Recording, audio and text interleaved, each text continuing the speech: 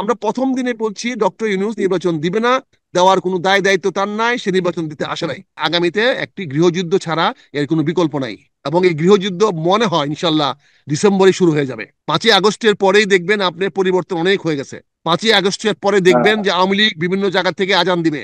আওয়ামী লীগ 5ই আগস্টের পরে আওয়াজ দিবে, আজান দিবে, মাথা তুলে দাঁড়াবে। আওয়ামী লীগ সেই প্রস্তুতি নিচ্ছে, এবং আমার মনে হয় নেওয়া উচিত। আওয়ামী লীগ এখন আর বসে বসে মনে হয় মার খাবে না। আসসালামু আলাইকুম আপনাকে এবং আপনার মাধ্যমে আপনার অগণিত দর্শক শ্রোতাদেরকে। দেশটা অনিশ্চয়তার দিকে যাচ্ছে, প্রচন্ড বেগে অনিশ্চয়তার দিকে ধাবিত হচ্ছে। আমরা আজকেও সকালবেলা দেখলাম যে ইলিয়াস সাহেব আসিফ নজরুলের অফিস ঘেরাও করার জন্য আহ্বান জানিয়েছে।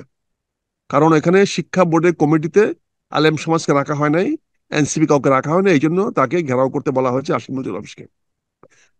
এই যদি চলে, কথায় কথায় যদি বিদেশ থেকে কেউ ডাক দিয়ে বলে ঘেরাও করো, তাহলে দেশটা কোন দিকে যাচ্ছে? আজকে দেখেন পরপর 3টা থানার মধ্যে আক্রমণ হলো। চট্টগ্রামের পটিয়া, হুম, তারপরে হলো নীলফামারীতে 2টা থানা, হাতীভাঙ্গা একটা হলো, হাতীবান্ধা, আরেকটা হলো পাটগ্রাম। পাটগ্রাম। হুম, পাটগ্রাম। লালমনিরহাটে পাটগ্রাম। লালমেটে পাটগ্রামে আর হাতীবান্ধাতে ঘেরাও করলো।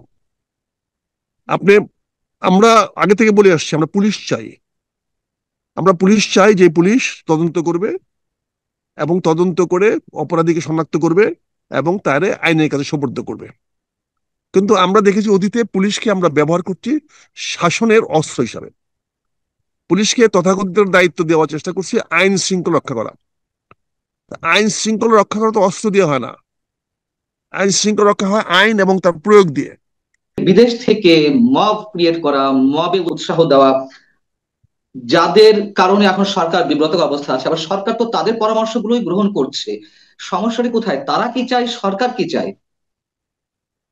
এটা আসলে সরকার, আবার বললাম তো, এটা আমি কি করে বুঝবো তাদের মধ্যে কি সম্পর্ক? এই জি। সরকার এবং বিদেশি আমার বন্ধুরা যারা কথা বলছেন তারা হলো একে অপরের সম্পূরক। তারা একজন আরেকজনের পিঠ চুলকাচ্ছেন। তারা সরকার যেটা করা দরকার সেটা তাদেরকে দিয়ে বলাচ্ছে, এবং তারা যেটা সহায় করাতে চায় সেটা তারা সরকারকে বলছে আমরা জনমত তৈরি করে দিচ্ছি, তোমরা সেটা করো। এই যে চলতেছে, এই চলার মধ্যে তো ব্যর্থতা হলো আমাদের রাজনীতিবিদদের। আমি যে কথাটা শেষ করতে পারি নাই, কারণ কথাটা জি, অসমাপ থাকলে একদম। কথাটা ভুল হবে। জি। পুলিশ সুশীল সমাজের একটা অত্যাবশ্যকীয় উপাদান। একটা পুলিশ ছাড়া একটি রাষ্ট্র, একটা সুরাষ্ট্র কল্পনা করা যায় না, এটা সম্ভব না, পুলিশ থাকতে হবে। কিন্তু আজকে আমরা পুলিশকে যে জায়গায় নিয়ে যাচ্ছি বা নিয়ে যাওয়ার চেষ্টা করতেছি, সেখানে পুলিশকে তো আমরা শুধু নিষ্ক্রিয় নয়, পুলিশকে আমরা রীতিমতো একটা ভিলেন বানিয়ে ফেলেছি। তারা আজকে সবারই প্রতিপক্ষ। আপনি দেখেন, আগামী নির্বাচন যদি করতে হয় একটা পুলিশিং লাগবে। পুলিশ তো মূলত তদন্ত সংস্থা। তারা তদন্ত করে অপরাধীকে শনাক্ত করবে, এবং শনাক্ত করে তাকে আইনের হাতে সোপর্দ করবে। আইন যখন বিচার করবে, সেই বিচারের রায়টা পুলিশ কার্যকর করবে। কিন্তু সেখানে আমরা দেখছি পুলিশকে রাজনৈতিক হাতিয়ার হিসাবে ব্যবহার করতেছি। পটিয়ার ঘটনাটা দেখেন আপনি, সেখানে পুলিশের এত এক্সট্রিমে যাওয়া দরকার ছিল কি? পুলিশ তো সেখানে যেহেতু একটি রাজনৈতিক দলের নেতাদের বিরুদ্ধে অভিযোগ আসছে, সে রাজনৈতিক নেতাকে বললেই হতো যে ভাই আপনার লোকেরা এই কাজটা করতেছে, আপনি দেখেন তো। এখানে পুলিশিগিরি করা কি ছিল? ওই ওসিগিরি করা কি ছিল? তদন্ত করবে ওসি, ওসি তো দমন করবে না। ওসিকে ওখানে গিয়ে বাধা দিতে কে বলছে, কে ক্ষমতা দিয়েছে? বাংলাদেশের সিআরপিসিতে কোথায় লেখা আছে পুলিশ কাউকে কোনো কাজ করতে বাধা দিতে পারবে? কোথায় লেখা আছে? আমার কথাটা হচ্ছে থানার মধ্যে ওই লোকগুলা তাকে নিয়ে ঢুকলো কি করে? হুম। রাইট। থানার মধ্যে ঢুকলো কি করে? ওই ছেলেগুলো ঢুকলো কেন? ঢুকতে দিল কেন? এখন আপনি যে ওসি, কথাগুলো বলছেন, সমস্যা তো ওইখানে, পুলিশ তো ভয়ে আছে। না না, একদিকে পুলিশ সে যদি পুরনো ভয়ে থাকে, মানসিকতা। তাহলে পুলিশ হ্যাঁ। যদি ভয়ে থাকে, তাহলে পুলিশ আঘাত করতে গেল কেন? সে আঘাত প্রাপ্ত হইতো, তবে দেখতো। আপনি জি। আঘাত দিতে গেলেন কেন? আপনি, আপনি আঘাত দেওয়ার ক্ষমতা তো আপনার নাই। তাকে তো আঘাত পান্না ভাই, করছে। পান্না ভাই, পান্না ভাই, আপনি আমাকে মারতে পারেন, এটা আপনি অপরাধ করছেন, মারা না। কিন্তু আমি তো হুম। উল্টা আঘাত করতে পারি না আপনাকে। না, আপনি যখন আপনি জীবনহানির আমাকে যদি, সংখ্যার মধ্যে থাকবেন, যখন আরে জীবন জীবনহানির সংখ্যা তো কি সংখ্যার মধ্যে হয়েছে? থাকবেন। জীবন হানির সংখ্যা হলে আপনাকে থানা দেখেন, এই কতগুলো জিনিস মিস, মিস ওয়ার্ড আমরা এমন ভাবে করি। আপনি থানাতে একজন লোককে ধরে নিয়ে আসবে কেন?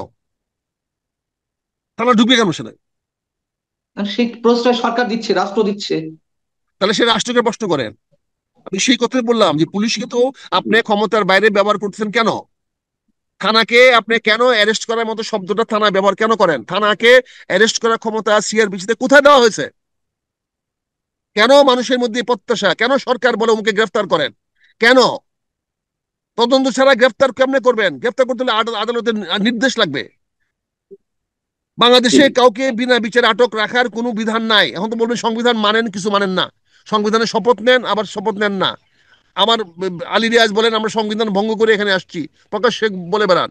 তো উনি যদি সংবিধান ভঙ্গ করে যদি ওই অফিসে বসে থাকতে পারে, গল্প করতে পারে, চা খেতে পারে, সরকারের রাষ্ট্রে চা খেতে পারে সংবিধান লঙ্ঘন করে, তাহলে ওই ছেলেরা সংবিধান লঙ্ঘন করে আসতে পারবে না কেন? ওসির ঘাড়ে ধরতে পারবে না কেন? কারণ এত আইন তো নাই, কোনো তাই আইন তো তো নাই। ঘটছে, তাই তো হ্যাঁ, ঘটছে। তাহলে তাহলে সেটার জন্য তো দায়ী কে? এখন আপনি ধরেন এই সরকার কি করেছে, এনবিআর কি করেছে? এনবিআর অফিসারদের সাথে যে বিট্রিয়ালটা করেছে, জি। কতগুলো দুর্নীতিবাজ ব্যবসায়ীদেরকে নিয়ে এসে তাদের মধ্যে আপোষ করে দিয়ে আজকে অফিসে করে চাকরি যাচ্ছে। তো এই যে বিশ্বাসঘাতকতা সরকার করতেছে, এগুলা করে কি সরকার পার পাবে? শেষ পর্যন্ত আমি তো আজ প্রথমে বলেছি যে আমরা একটা অন্ধকারের দিকে যাচ্ছি। এই যে বেআইনি কাজগুলো করা হচ্ছে, তাহলে এর মাধ্যমে কি? আগে সরকার গুম খুন করতো, এখন আমরা রিমান্ড করেন।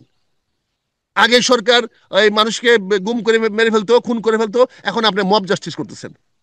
তো একই জিনিস তাহলে চলতেছে তো। তাহলে পার্থক্যটা কি? যে যে অভ্যুত্থানটি অনুষ্ঠিত হলো, সংগঠিত হলো, যে আন্দোলন ক্রিয়েট করা হলো, যার মাধ্যমে শেখ হাসিনা সরকারের পতন হলো, তাহলে এখনো যদি সে আগের ধারাবাহিকতা চলে, বরঞ্চ আগে মব ভায়োলেন্স ছিল না, এর সঙ্গে যুক্ত হয়েছে মব ভায়োলেন্স, এবং সেটিকে জাস্টিফাই করার চেষ্টা চলছে। বলা ডক্টর হচ্ছে সাহেব, আগের সরকার সামাজিক যে কাজগুলো করেছে তার সামাজিক ফ্যাসিবাদ, তার প্রতিক্রিয়া হিসেবে এটা সামাজিক ফ্যাসিবাদ। কিন্তু এই ভায়োলেন্স গুলো কারা করছে? বিএনপি একটি অংশ করছে, আর সরাসরি জাতীয় নাগরিক পার্টি বা বৈষম্য ছাত্র আন্দোলন নেতা করছে, যারা অভ্যুত্থান ঘটিয়েছিল। তাহলে মানুষের সঙ্গে কি এটি প্রতারণা নয়? এটা প্রতারণা কে করছে? হাসিনার প্রতারণার জবাব আমাদের ডক্টর ইউনূস সাহেব দিচ্ছেন। এনে বিএনপি না মানতেছে কেন? এনসিপি না মানতেছেন কেন? রাষ্ট্র তো নিয়ন্ত্রণ এনসিপি করে না, রাষ্ট্র তো নিয়ন্ত্রণ বিএনপি করে না। Right. এটা শেখ শেখ হাসিনার স্থলাভিষিক্ত হয়েছে ডক্টর ইউনূস। এই জবাব একটু ইউনূস দিবে। ডক্টর ইউনূস আজকে দেশে অসাংবিধানিক সরকার প্রতিষ্ঠা করেছেন, সংবিধান বরখেলাপ করতেছেন, বড় বড় গলায় বলতেছেন। তার লোকেরা বলতেছে আমরা সংবিধান অমান্য করে আসছি। তারা আইনকে অপপ্রয়োগ করতেছে, তারা যা খুশি তা করতেছে। তিনি তার অফিসে ডাকায় নিয়ে আসেন ইলেকশন কমিশনের চিফকে, ডাকায় নিয়ে আসেন প্রধান বিচারপতিকে। তো এগুলো তো ক্ষমতার অপব্যবহার হচ্ছে। এটার দায় দায়িত্ব তো প্রধান উপদেষ্টা সাহেবকে দিতে হবে। এই যে বিশৃঙ্খল অবস্থাগুলো, এই যে আনরেস্ট গুলো, এগুলো কি ইচ্ছাকৃতভাবে জিয়ে রাখা, ইচ্ছাকৃতভাবে ক্রিয়েট করা, বিশেষ কোনো উদ্দেশ্য সাধনের কোনো লক্ষ্য আছে কিনা বর্তমান সরকারের? মানে না ভাই, প্রশ্নগুলো এভাবে করেন কেন? আপনি বলতে পারেন না এগুলো কেন হচ্ছে, তো হয়ে যায়। আচ্ছা, কেন হচ্ছে? আপনি কেন জি। কতগুলো কথা দিয়ে কেন বলেন ইচ্ছাকৃত আচ্ছা, অনিচ্ছাকৃত? আচ্ছা, কেন কেন হচ্ছে, কেন হচ্ছে?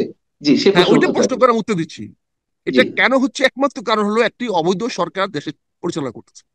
যে এই সরকারটা জোর করে বলতেছে তাদের জনগণের ম্যান্ডেট আছে। এখানে জুলাই বিপ্লব হয়েছে শেখ হাসিনার পতনের জন্য। জুলাই বিপ্লবের উদ্দেশ্য লক্ষ্য ছিল না আর নতুন সরকার গঠন করার। জুলাই বিপ্লব 5ই আগস্ট সরকার পতনের পরপরেই জুলাই বিপ্লব যারা করেছেন তাদের দায় দায়িত্ব শেষ হয়ে গেছে। তাদের দায়িত্ব ছিল, দায়িত্ব না, তাদেরকে কেউ ক্ষমতা দেয় নাই এটি সরকার প্রতিষ্ঠা করার জন্য। জি। কিন্তু কাকতালীয় ভাবে এই দেশের রাজনীতিবিদদের মানে কি বলবো, অযোগ্যতা, অদক্ষতা এবং অনভিজ্ঞতার কারণে তারা ওই একটা মিক্সড সরকার, না মার্শাল ল, না বিপ্লবী, না কোনো কিছু, না সাংবিধানিক একটা সরকারের ফাঁদে তারা পা দিয়েছে। এই ভুলের খেসারত আজকে আমরা দিচ্ছি। আজকে ডক্টর ইউনূসের সরকার আছে, কেন্দ্রের সরকার আছে, কিন্তু সেই কেন্দ্রের সরকারের কোন রকম নিয়ন্ত্রণ আমার কটিয়াদীতে নাই, কিশোরগঞ্জে নাই, আমার বাজিতপুরে নাই, আমার ভৈরবে নাই। তার নিয়ন্ত্রণ তার ওই বিল্ডিং এর, তার যে ওই যে 8 নম্বর হেয়ার রোডের বাসার চারপাশে, ওই বাড়ির চারপাশে, সেটাও তাও 144 জারি করে তার সে ক্ষমতা দেখাইতে হয়। তার থেকে 1 কিলোমিটার দূরে শাহবাগ চত্বরে এই সরকারের কোনো কর্তৃত্ব নাই। আর ঢাকা শহরে অনেক অলিগলি তো নাই। কিন্তু এই সরকারটা আমরা কেন মানালাম? এই সরকার যদি বিপ্লবী সরকার হতো, তাহলে আজকে এই গভীর অবস্থা হতো না। জি। আজকে তো চট্টগ্রাম বন্ধ, লিজ দেওয়ার প্রশ্ন আসতো না। আজকে তো গ্রামীণ ট্যাক্স মাফ করার প্রশ্ন আসতো না। আজকে তো উনি গ্রামীণের ট্যাক্স মাফ করাতে পারতেন না। আজকে তো গ্রামীণ ম্যান পাওয়ার কোম্পানি উনি খুলতে পারতেন না। আজকে উনি তো ওই করিডোর দেওয়ার কথা চিন্তা করতে পারতেন না, কারণ বিপ্লবী কেন সরকার এটা করতো না। যদি ওই ধরনের কোনো সরকার বিপ্লবী সরকার, হতো তাহলে পারতো না কেন?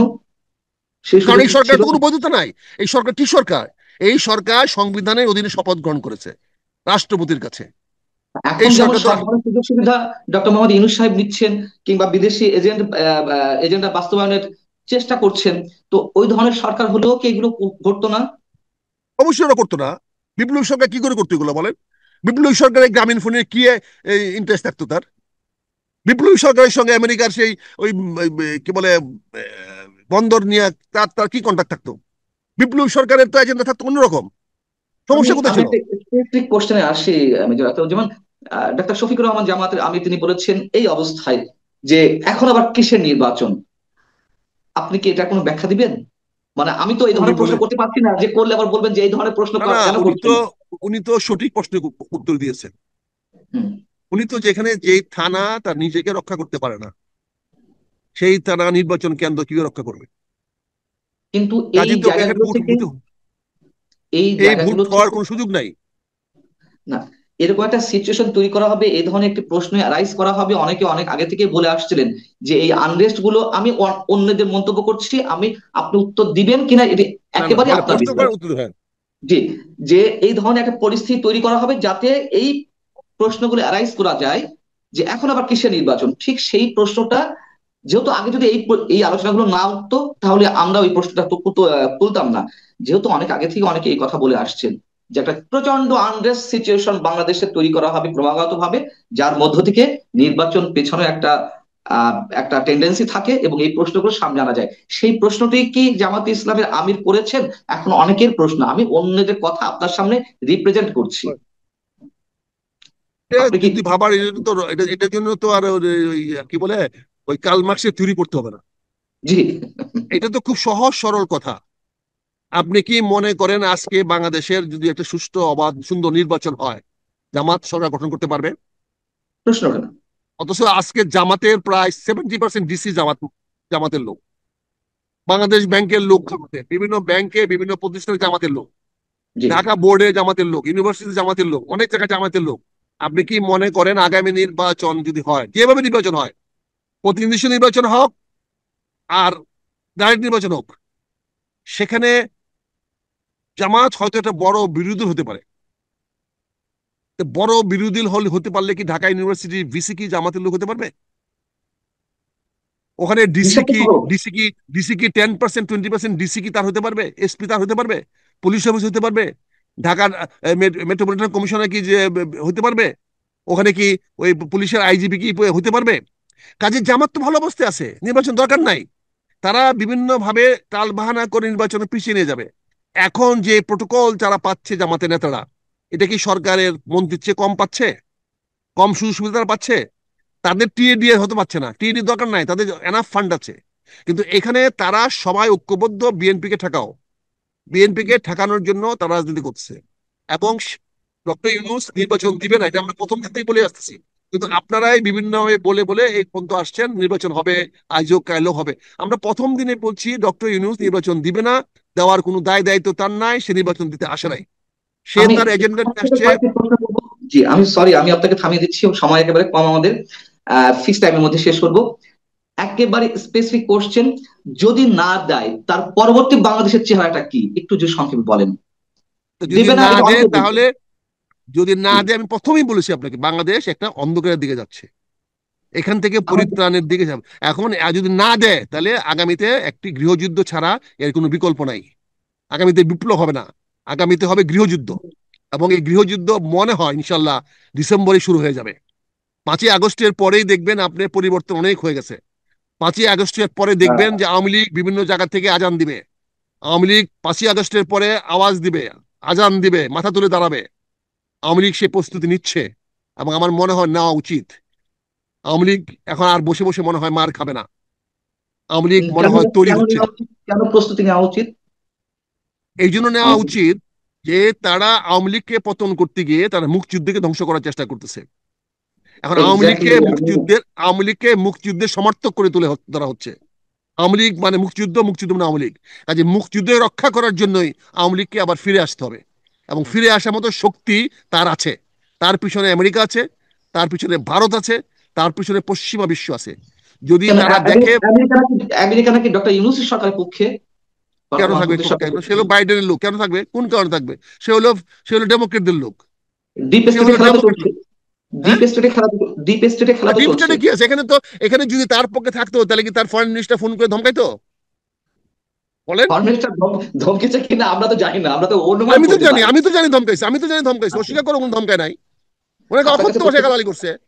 আপনার কাছে তথ্য এবং প্রমাণ গালাগালি আছে? করেছে, ধমকাইছে। হ্যাঁ, আপনি মার্কো রুবিও যে টেলিফোন করে ডক্টর মোহাম্মদ ইউনূসকে ধমকেছেন, এই তথ্য প্রমাণ কি আপনার কাছে আছে?